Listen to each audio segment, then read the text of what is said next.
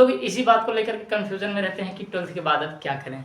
जैसे ही वो लोग जब 12th पास करते हैं तो उनकी इसी बात पर कन्फ्यूजन बनी रहती है कि अब 12th के बाद क्या सब्जेक्ट लें, क्या सब्जेक्ट नहीं लें। सबसे पूछेंगे, चाचा से पूछेंगे, भैया से पूछेंगे, दोस्तों से तो कभी पूछते ही नहीं है ना, बगल वाले फिर मतलब दोस्त के पापा से, किसी न किसी से पूछते ही हैं कि 12th के बाद क्या करें। अब देखो भाई, ये तो तुम्हें डिसाइड करोगे ना, कोई तुम्हें बताएगा भी तो।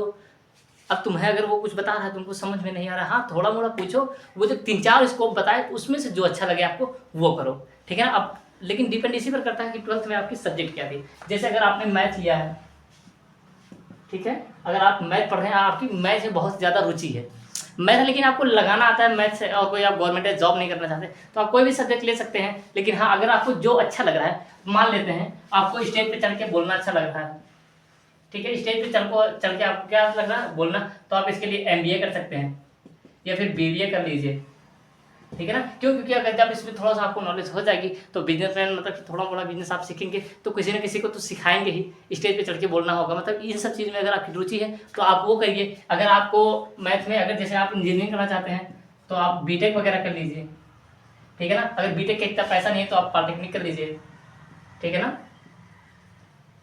आप क्या कर लीजिए, पॉलिटेक्निक। देखिए, ये आपकी रुचि के हिसाब से होना चाहिए। अभी जैसे अगर आपकी शादी हो रही है तब तो आप नहीं पूछेंगे देख यार मोर मेरे को सही है कि नहीं, किसी को तो नहीं दिखाएंगे, तो क्या करेंगे, आप खुद से ही डिसाइड करेंगे ना। तो वैसे यहाँ भी किसी से पूछने की कोई ज़रूरत नहीं है। हाँ, जब लोग, अगर आपको देखो पसीना हो गया भाई, ठीक है ना, तो वीडियो को लाइक कर देना। अगर आपको मतलब जब लोग बता रहे हैं तो 3-4 स्कोप दे रहे हैं तो उसमें से जो अच्छा लग रहा है आप वो चुनें, ठीक है ना, कि वो बता दिए तो वही कर लीजिए। यदि आप 12th में मैथ नहीं, अगर आर्ट लिए हुए हैं, क्या है आर्ट, और आपको मतलब सिविल सर्वेंट या फिर इस प्रकार का कुछ बनना होना है, या फिर कोई गवर्नमेंट जॉब करनी है, बस आपको ऐसी गवर्नमेंट जॉब करनी है कि बस जिसमें ग्रेजुएशन लग रहा है, आप सोच रहे हैं कि ग्रेजुएशन हो जाए बस।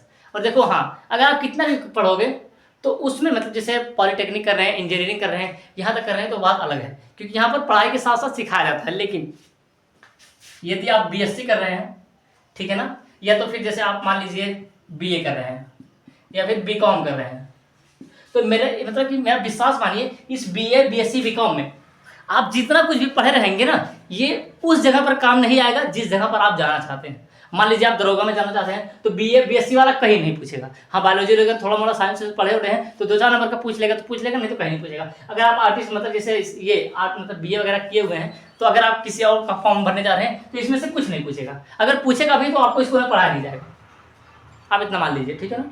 तो फिर उसके बाद अगर आप कुछ और BCom कर रहे हैं तो BCom में भी वो आप डेली क्लास करेंगे, फिर भी आपको उतना ज़्यादा नहीं सिखा दिया जाएगा कि जो टीचर्स वहाँ पर पढ़ा रहे हैं उनकी भी तो सैलरी 10 से 12 हज़ार रहती है। तो आप खुद ही समझ सकते हैं। और BCom करने के बाद आप क्या 10-12 हज़ार तो कमाने जाएंगे नहीं, ठीक है ना। तो आपको अलग से मेहनत तो करनी ही पड़ेगी।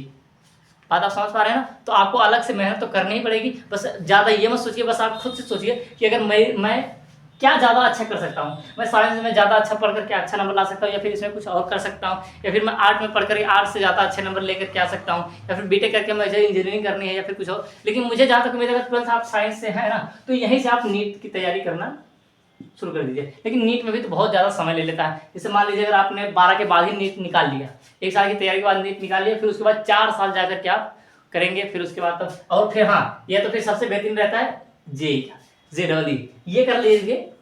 तो मुझे तो आज की डेट में सबसे बेहतरीन JEE का ही लगता है। अगर आप मैथ से, अगर आपके तेज़ है, अगर आप अच्छे हैं पढ़ने में तो मैथ ही लीजिए। मतलब कि ये तब JEE की तैयारी करिए, क्योंकि हर जगह से देखिए जो JEE बन जाता है उसके मतलब कि वो कितना करप्शन करता है, बहुत ज़्यादा पैसा कमाता है। 1 महीने में मतलब कि हर साल कम से कम 10 से 12 करोड़ तो वो कमा ही लेता है। कैसे? अगर आप उसको देखेंगे तो ये जो गाँव में नल हो गया, और फिर जैसे गाँव में जितने भी काम होते हैं ये सारे के सारे किसके अंडर में आते हैं? JEE के। ये बिजली का तार वगैरह तो सब कुछ किसके अंडर में आता है? तो JEE के अंदर में आता है। मतलब वो JEE काम करवाता है और वो कितना पैसा दिखाता होगा। और हमारे भारत में तो जानते ही करप्शन कितना ज़्यादा है, इसीलिए तो लोग गवर्नमेंट जॉब में जाना चाहते हैं और काम नहीं करना चाहते हैं, और इसीलिए गवर्नमेंट जॉब में सोचते हैं कि काम नहीं करना पड़ेगा, पैसा हमको बराबर आता ही रहेगा।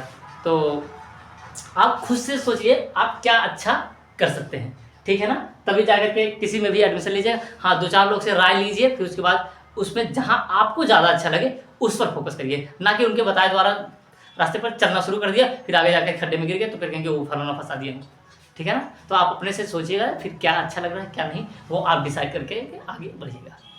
धन्यवाद।